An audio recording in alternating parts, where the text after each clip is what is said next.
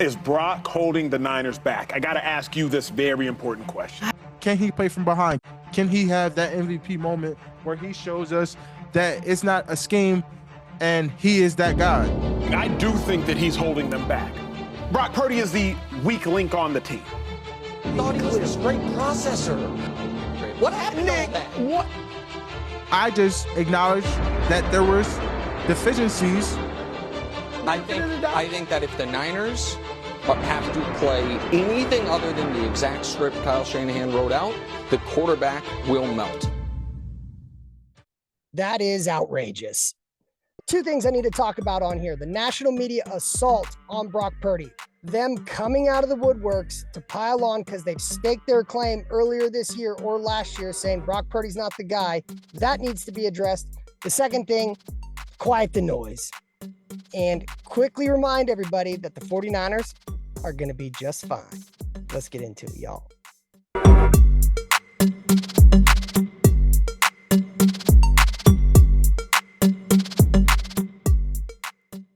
Yo, what's going on, everybody? It's your boy, Ryan Tigey, back in action. Had to jump on here.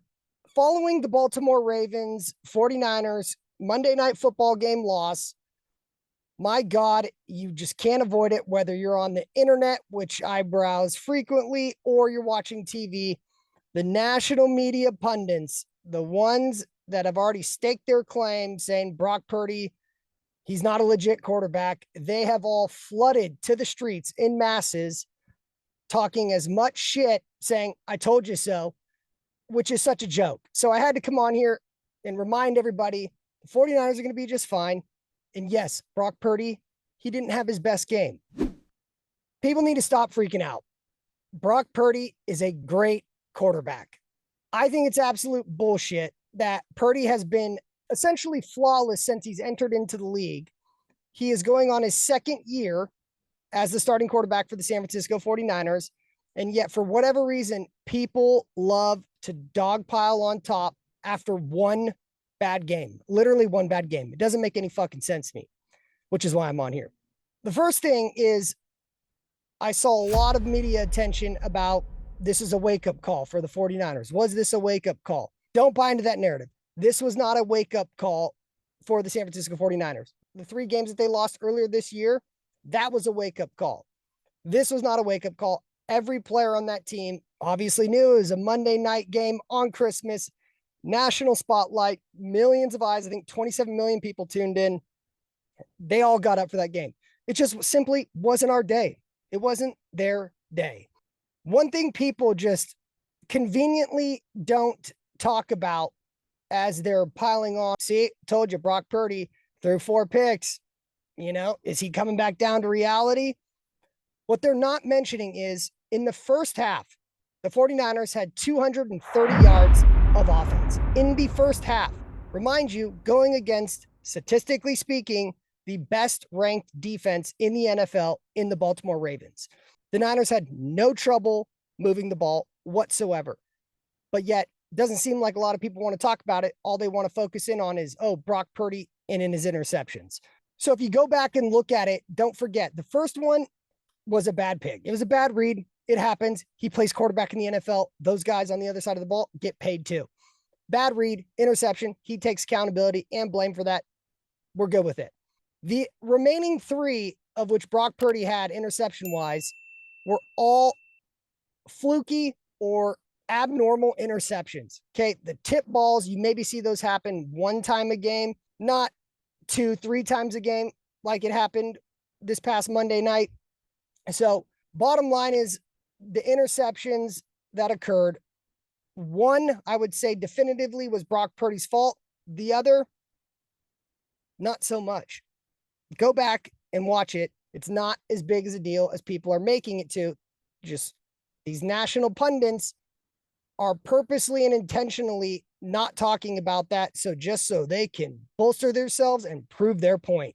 Another thing I'm not really hearing much chatter about on these internet streets is the fact that we were at home on Christmas. When there's a holiday, there is a lot of distractions. You have family coming in town. You have obviously friends that you're dealing with. And when the 49ers didn't have to travel they couldn't have their blinders on. They couldn't be laser focused. I think there was a lot of distractions outside of the building from family and friends, normal distractions, holiday distractions that were unavoidable. And I think that played a big part into why the 49ers weren't essentially as focused as they should have been in this game, and ultimately why they got boat raced.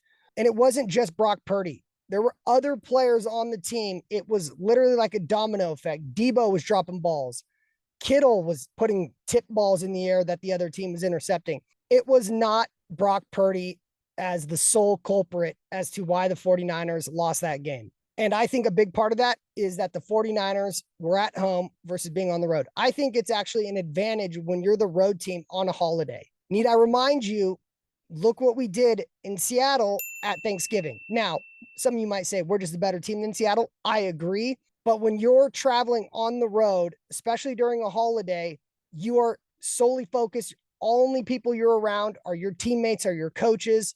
And I think that actually helps tremendously when you're playing in a big game on a holiday. And so that's another thing that I definitely think played a factor into this game that seems to be not being talked about really at all. Another thing that I find quite interesting is the 49ers seem to be taking on the villain role, which I absolutely love.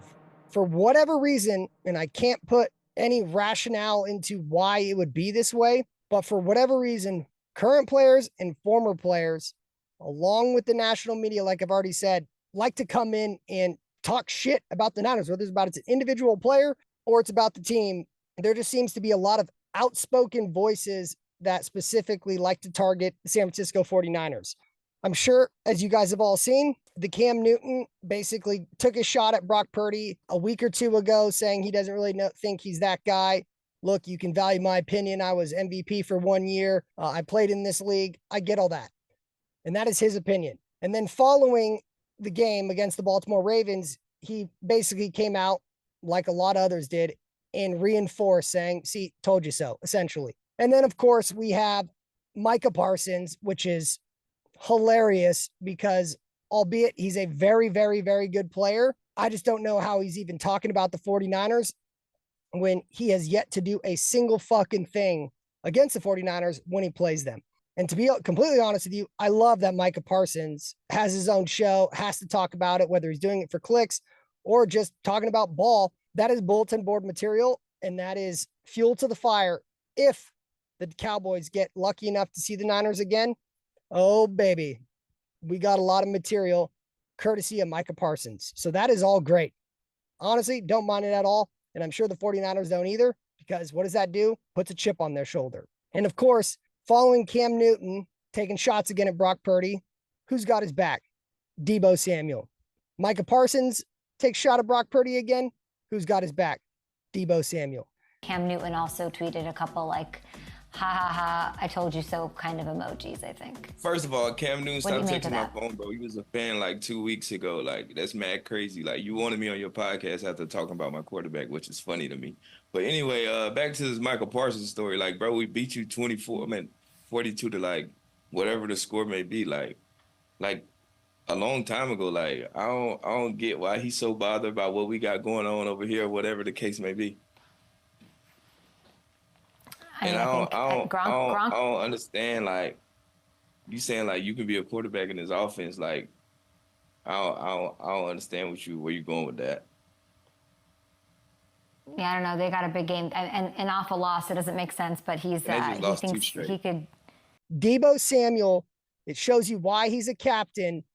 And that dude is fucking loyal to the soil.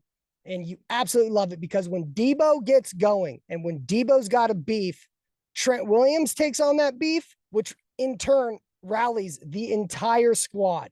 So the more and more shit talk that happens about the 49ers, don't look at it as a bad thing. Don't get offended by it. That is great. The 49ers clearly hear it. Kittle's talked about it. Bosa got questions about it. Debo's out there actively seeking it. That is all good. That makes the 49ers pissed off. And when Debo takes on beefs, essentially the entire team takes that same chip on their shoulder. And what do? They come out and fucking dominate. So this is a really good thing that's happening. This is the true blessing in disguise that people are coming out of the woodworks, talking their shit on Brock Purdy and this team, because all it is doing is adding fuel to the fire of this San Francisco 49er team, which is absolutely great. I don't think it's a blessing in disguise that the Niners got their ass whooped. I think before that game in that locker room, they all knew the moment, the spotlight this was going to get, that they came ready to play. And again, fluky or not, it just wasn't their game. I don't think it was a blessing in disguise, or that it was a quote unquote wake up call for them to get their ass whooped on Christmas Day. The blessing in disguise is all the chatter that has come about following that game. So it's great. Be excited about it, because I'm telling you, the 49ers, they will fucking respond, and they respond by punching people in the mouth. And truly, the only reason I believe that former players and current players are taking shots at Purdy, sadly, is because of his draft status.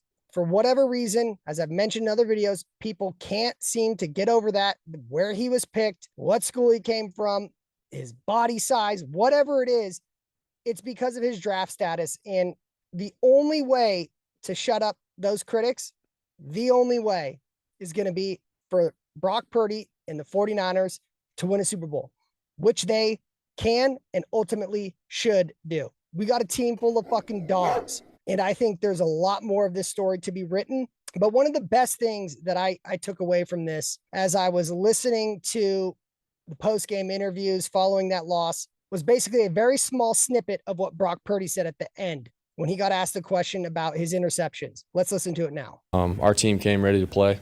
And, for me to make some decisions like that, it pains me, and it's not fair to these guys. So I have to realize that and understand that, and I have to get better for my team. Him saying that, the fact that it's unfair to the guys, Brock Purdy knows and understands the players in the building, specifically the vets like a Trent Williams, like a Fred Warner, like a George Kittle, like an Eric Armstead, the guys that have been here, put in work, have yet to win a ring. Just him saying that, not only is it unbelievably mature, but I think it provides an unbelievable sneak peek into how Brock Purdy feels about this team and understands the moment that he's in with the roster he has around him. That takeaway for me was, it was great. It was great to see. And again, that emphasizes Brock Purdy, he's going to come out. Just wait. He's going to light shit up.